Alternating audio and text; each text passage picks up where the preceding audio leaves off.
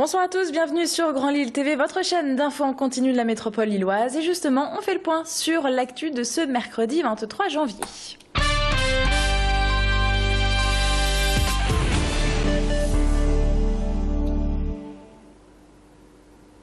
Vous l'avez peut-être vu au détour d'une fenêtre ce matin, la neige a fait son apparition, surtout du côté de Tourcoing. Vous le voyez sur les images, un petit centimètre, alors évidemment rien de bien méchant, mais une petite fine quand même laissée sur nos voitures et sur les routes. Soyez donc prudents. Si vous devez prendre le volant en cette fin de journée, en ce début de soirée, attention au verglas. Bonne nouvelle quand même, l'interdiction des préfectures pour les camions de plus de 3,5 tonnes est levée. On rappelle qu'ils avaient l'interdiction de doubler sur l'autoroute A16, donc fin de cette interdiction. Du côté des températures, toujours négatives, on en reparle bien sûr dans la météo, juste après ce flash. Si vous avez l'occasion de vous promener avec ce temps très frais, eh bien faites attention aux lacs gelés dans la métropole lilloise. Les éco-gardes du parc du Héron à Villeneuve-d'Ascq vous mettent en garde justement, strictement interdit de marcher sur les lacs par arrêté municipal car l'épaisseur n'est pas suffisamment grande. En fait, il faudrait une période de grand froid. Alors quand on dit grand froid, eh bien c'est moins 30 degrés et cela pendant plusieurs mois pour pouvoir espérer justement pouvoir patiner un petit peu sur ces lacs. C'est le cas au Canada, mais bien sûr pas encore chez nous à Lille, pas pour tout de suite en tout cas. En plus, l'épaisseur de la glace n'est pas la même partout. On écoute justement un responsable éco-garde. L'épaisseur de glace est très inégale. On a des endroits, en fonction des courants, en fonction de l'ensoleillement, en fonction du substrat au fond, on a des épaisseurs de glace qui sont très variables et donc potentiellement très dangereuses. On peut se retrouver à un endroit avec une épaisseur de glace importante et quelques mètres plus loin, une épaisseur très étroite en fonction du courant, de l'ensoleillement, de tout un tas de facteurs que l'on ne maîtrise pas. On voit ici sur ce lac, on a des secteurs qui ne sont pas gelés, on a d'autres secteurs qui sont avec une bonne épaisseur. C'est très inégal, c'est pas visible à l'œil nu, donc c'est très risqué de s'y aventurer. Soyez donc très prudents et ces belles images sont signées Macha Grunessen. On prend maintenant la direction de Roubaix avec un dispositif un petit peu particulier hier soir avec la police. C'était à l'occasion du match de football entre l'Algérie et la Tunisie. Aucun problème à signaler après ce match qui s'est soldé d'ailleurs par la victoire des Tunisiens 1-0. La police craignait en fait d'éventuels débordements comme c'était le cas en 2009 avec la CAN, la Coupe d'Afrique des Nations et donc l'Algérie. Hier soir, rien de tout cela, pas de problème. 34 policiers ont effectué des patrouilles sur la direction de 5 commissaires. En fait, c'était un dispositif juste de surveillance. À noter bien sûr quelques klaxons, quelques scènes de joie de la communauté tunisienne, mais bien sûr rien de bien méchant. On écoute justement le commissaire. Alors ce soir, c'est notamment pour les effectifs qui travaillent d'ordinaire cette nuit une sensibilisation toute particulière. Et nous avons obtenu le renfort d'un certain nombre d'unités départementales de la sécurité publique ainsi que quelques effectifs de CRS. Ici, il est de tradition que sur le secteur du centre-ville, il y ait un petit peu justement ces démonstrations de joie des supporters des équipes.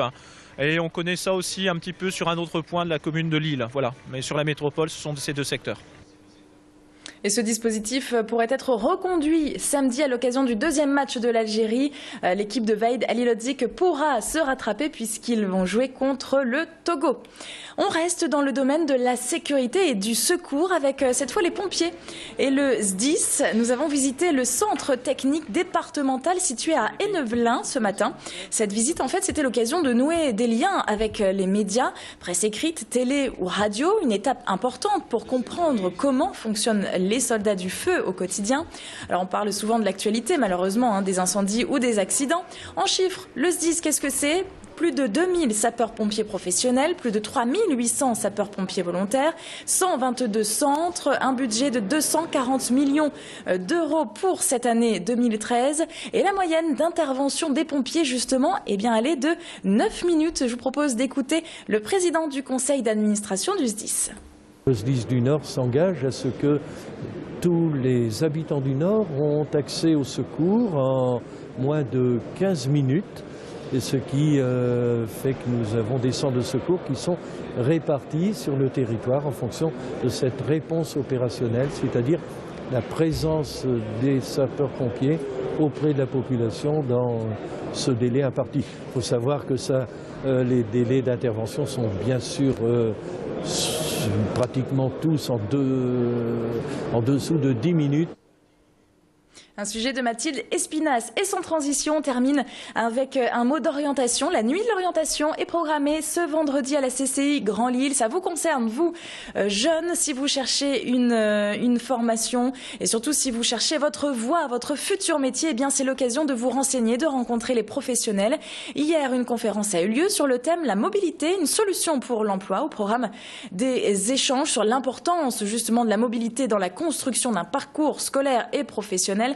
C'est le thème cette année. Et puis au programme aussi de cette nuit de l'orientation, la formation. Je vous propose d'écouter le chef de la CCI Grand Lille, enfin en tout cas le responsable de l'orientation sur ce sujet. On a des formations qui ont des places vacantes. Ces formations sont porteuses d'emploi. Et on n'a pas suffisamment de jeunes qui sont intéressés par ce type de formation.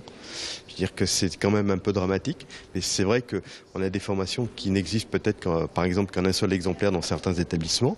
Il faut venir de toute la région pour y rentrer et on ne remplit pas ce type de formation. Alors qu'on sait derrière ça qu'il y a de l'emploi de toute façon qui peut être mis en place très facilement pour ces jeunes. Rendez-vous donc à ne pas louper vendredi soir dès 16h et jusqu'à 22h, la nuit de l'orientation à la CCI Grand Lille. Voilà, c'est la fin de ce flash. On se retrouve tout de suite pour la météo. Restez avec nous.